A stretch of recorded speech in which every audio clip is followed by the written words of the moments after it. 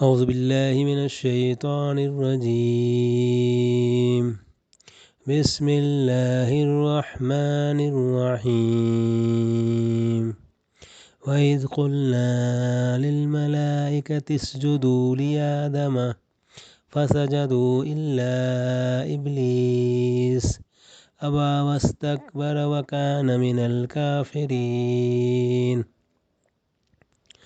اور یاد کرو اس وقت کو جب ہم نے فرشتوں کو آدم علیہ السلام کے سامنے جھکنے کا حکم دیا تھا تو تمام فرشتے جھک گئے سوائے ابلیس کے۔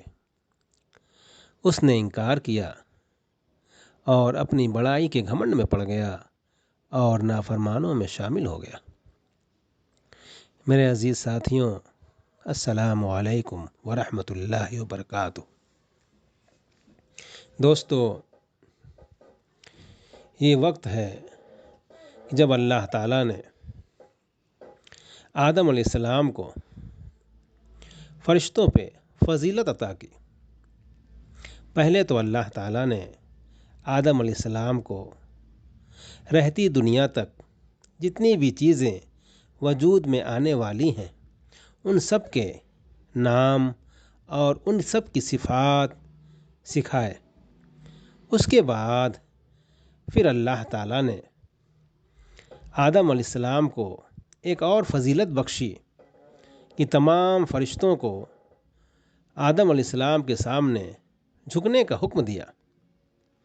دوستو، اس کا مطلب یہ ہے کہ تمام فرشتوں کو آدم علیہ السلام کے لیے اللہ تعالیٰ نے ان کو مطیع اور مسخر ہو جانے کا حکم دے دیا، یعنی رہتی دنیا تک جب بھی کوئی انسان، کوئی آدمی کچھ کام کرنا چاہے تو یہ فرشتوں کے لیے کھلا ہوا حکم تھا کہ جو بھی وہ کریں ان کو کرنے دیا جائے۔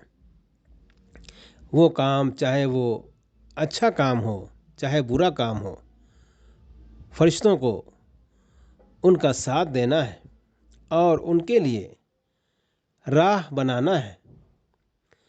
جیسے مثال کے طور پر دوستو یہ سمجھ لیں کہ یہ ایک بادشاہ ہے اور اس بادشاہ کا ہر صوبے میں ایک گورنر ہوتا ہے۔ تو اس بادشاہ نے کوئی حکم جاری کر دیا تو بادشاہ کے جتنے بھی سپاہی ہوتے ہیں یا بادشاہ کے جتنے بھی سینک ہوتے ہیں ان سب کا فرض ہوتا ہے کہ وہ حکم کی پابندی کرے، اور جب تک بادشاہ کی طرف سے اس کے مخالفت میں کوئی حکم ظاہر نہ ہو تب تک وہ اس کی پابندی کرتے رہیں۔ اسی طرح دوستو، اللہ تعالیٰ نے فرشتوں کو آدم علیہ السلام کے سامنے جھکنے کا جو حکم دیا تھا اس کا مطلب یہی تھا کہ انسان جو بھی کام کرے آپ کو ان کا مطیع ہو کر رہنا ہے، ان کے لیے راہ آسان کرنا ہے۔ دوستو، سارے فرشتے جھکے سوائے ابلیس کے۔ دوستو، ابلیس کے جو لفظی معنی ہوتا ہے اس کے معنی ہوتے ہیں مایوس کے، اور اصطلاحاً یہ اس جن کا نام ہے جس نے اللہ کے حکم کی نافرمانی کر کے آدم اور بنی آدم کے لیے مطیع و مسخر ہونے سے انکار کر دیا اور اللہ سے قیامت تک کے لیے مہلت مانگی کہ اسے نسل انسانی کو بہکانے اور گمراہیوں کی طرف ترغیب دینے کا موقع دیا جائے۔ اسی کو الشیطان بھی کہا جاتا ہے۔ در حقیقت شیطان اور ابلیس بھی محض کسی مجرد قوت کا نام نہیں ہے، بلکہ وہ بھی انسان کی طرح ایک شخصیت رکھتے ہیں۔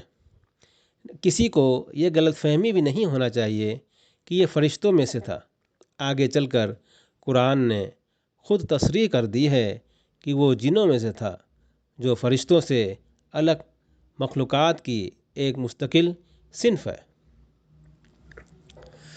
وَقُلْنَا يَا آدَمُ اسْكُنْ أَنْتَ وَزَوْجُكَ الْجَنَّةَ وَكُلَا مِنْهَا رَغَدًا حَيْثُ شِئْتُمَا وَلَا تَقْرَبَا هَٰذِهِ الشَّجَرَةَ فَتَكُونَا مِنَ الظَّالِمِينَ۔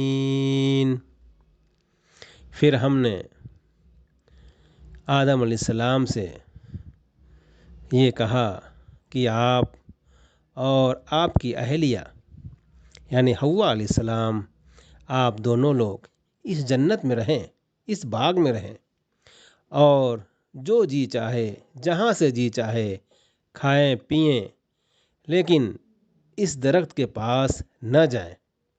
اگر آپ نے ایسا کیا تو آپ ظالموں میں شمار ہوں گے۔ دوستو، اللہ تعالیٰ نے آدم علیہ السلام کو اور ان کی بیوی حوا علیہ السلام کو جنت میں رہنے کے لیے حکم دیا، اور لیکن اللہ تعالیٰ نے آدم علیہ السلام کو ایک درخت کے پاس سے جانے سے منع فرما دیا، اور فرمایا کہ اگر آپ نے ایسا کیا، اس درخت کے پاس آپ گئے اور آپ نے اس کا پھل کھایا تو آپ ظالموں میں شمار ہو جائیں گے، آپ کو ایسا نہیں کرنا ہے۔ صدق اللہ العظیم۔